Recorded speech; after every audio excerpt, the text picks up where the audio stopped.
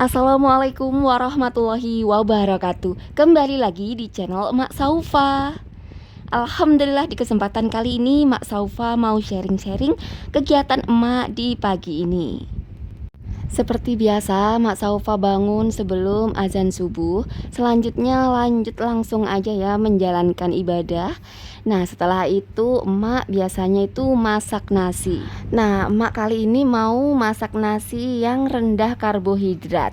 Bunda-bunda udah tahu belum sih kalau rice cooker dari Miko ini selain bentuknya estetik, dia juga ada mode untuk memasak low karbo. Di sini emak bakal jelasin sedikit apa sih manfaat rice cooker low karbo itu.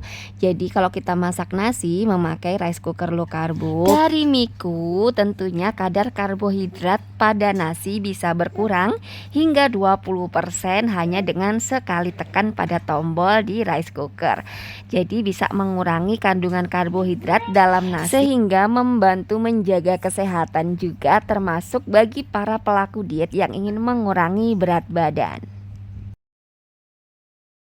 Dan cara memasak memakai rice cooker dari Miko ini juga gampang banget ya.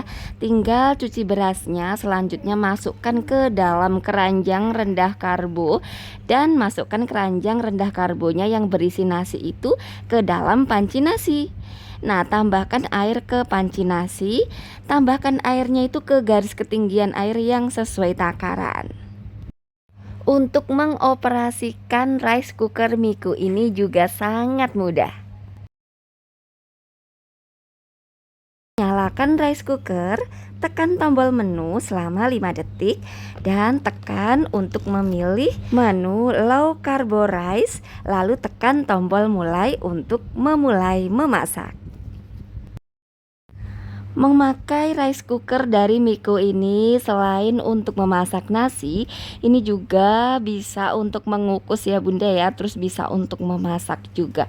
Pokoknya ada berbagai macam mode di Miko rice cooker ini. Dan tentunya yang paling emak sukai dari rice cooker Miko ini bentuknya yang estetik, jadi makin menambah keestetikan dapur kita tentunya ya bun. Yuk bunda-bunda, mari mulai hidup sehat dengan mengkonsumsi nasi rendah karbohidrat menggunakan Miko rice cooker low carbo. Bentuknya yang indah dan juga estetik, selain itu juga menjaga kesehatan kita tentunya. Dan setelah masak nasi, lanjut Mak Saufa ini mau bikin sarapan yang bahan-bahannya itu stokan yang ada di kulkas ya. Karena hari ini tuh Mak Saufa belum belanja dan mau satset aja, sehingga Mak mau masak nih stokan yang ada di kulkas. Di sini ada buncis, terus ada telur juga, dan beberapa biji kentang. Nah, kira-kira Mak mau masak apa sih dengan bahan yang ada ini? Untuk buncisnya dan juga kentang, di sini emak mau tumis aja memakai bumbu kuning. Nah, untuk telurnya di sini nanti mau emak dadar, terus emak tambahkan irisan bawang merah dan juga cabai. Nah, simpel banget bukan? Jadi ceritanya hari ini tuh emak pengen banget belanja ke Amang-Amang Dorong. Jadi emak nggak belanja ke warung sayur yang langganan emak itu. Jadi untuk paginya ini tuh emak memakai stokan aja yang ada di kulkas. Dan sambil masak-masak seperti biasa Mak Saufa sambil cerita-cerita dikit. Jadi Mak Saufa kemarin itu kan ceritanya itu denger gitu ya, denger sesuatu motivasi yang sangat-sangat relate sama kehidupan, dan kalau emak denger berulang-ulang itu bikin hati itu ayem banget ya. Kira-kira seperti ini bunyi motivasinya. Kita harus bisa menciptakan kebahagiaan di lingkungan kita sendiri. Nah, mungkin maksudnya dari motivasi ini adalah kita itu jangan berharap orang lain tuh bakal bikin kita bahagia atau kita jadi bahagia gitu loh. Yang penting tuh dari diri kitanya sendiri gitu loh. Kita yang nyiptain gitu, kita yang bisa menggerakkan diri kita itu untuk bahagia. Jangan nunggu orang lain atau berharap. Karena kalau kita itu berharap kepada istilahnya manusia, berharap kepada makhluk istilahnya ya, kita hanya boleh berharap kepada Allah Subhanahu wa taala yang bisa istilahnya menenangkan diri kita gitu. Jadi selalu terhubung kepada Allah Subhanahu wa taala, dan kitalah sendiri yang istilahnya itu bisa memperhatikan diri kita sendiri, membuat kita bahagia gitu loh Bun. Jadi kalau dengan begitu caranya kita jadi kayak hidup kita itu bakal lebih gitu, lebih hidup gitu. Jadi kita yang menciptakan kebahagiaan, jangan nunggu orang lain yang istilahnya bisa bikin kita bahagia. Nah, quotes-nya tuh bagus banget ya Bunda ya. Jadi emak habis dengar gitu tuh kayak jadi semangat gitu. Oh, ya kayak kita istilahnya di keluarga kita aja ya, di rumah tangga kita gitu ya. Kalau kita enggak, kita sendiri yang menyemangati diri sendiri, yang istilahnya kita bangkit gitu ya, kita mencari ridho Allah, tentu kita bakal kayak suntuk gitu di rumah, ya enggak sih? Kita sebagai ibu rumah tangga, kita pastinya suntuk setiap hari ngerjain itu lagi, masak lagi, bingung lagi dengan menu apa lagi. Maka dari itu kita harus bisa menyemangati diri sendiri, menciptakan kebahagiaan pada diri sendiri. Jadi dengan begitu kita bakal semangat ya. Karena kalau enggak gitu, pasti kita bakal saling menyalahkan terus dengan anggota keluarga yang lainnya gitu.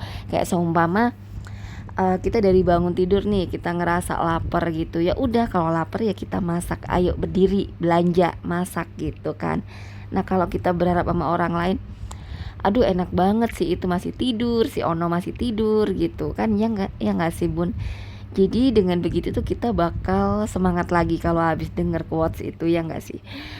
Dan ini juga yang selalu emak pakai dalam diri emak ya. Jadi prinsip seperti ini, kalau nggak dari diri sendiri itu tuh nggak akan ada yang mau memperhatikan diri kita gitu loh Bun. Jadi dengan niat mencari ridho Allah tentunya ya Bunda ya. Jadi kita beraktivitas, apalagi kita seorang ibu rumah tangga, yang mana anak kita itu kan ngelihat kita gitu, nyontoh kita.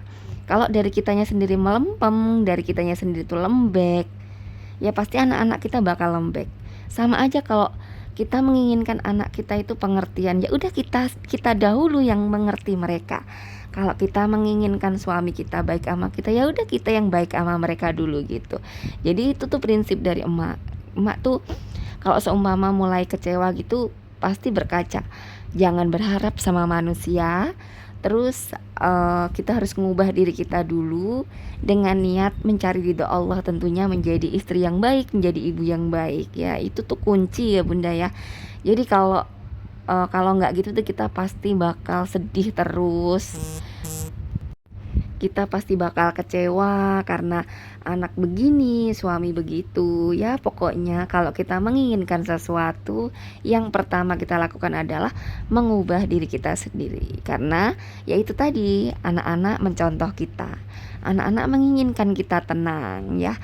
Dan satu-satunya jalan ketenangan yang bisa kita dapatkan itu ya dari mengingat Allah Subhanahu wa taala, mengingat bahwa apa yang kita lakukan ini tuh adalah untuk istilahnya itu mencari ridho Allah. Terus tentunya kita juga bakal dapat pahala kan. Nah itu sih sebenarnya bonus ya.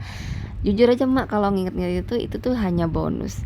Sebenarnya mak ya itu jalan untuk bahagia dari diri sendiri ya. Ya udah kita berubah dari diri sendiri, berubah menjadi lebih baik.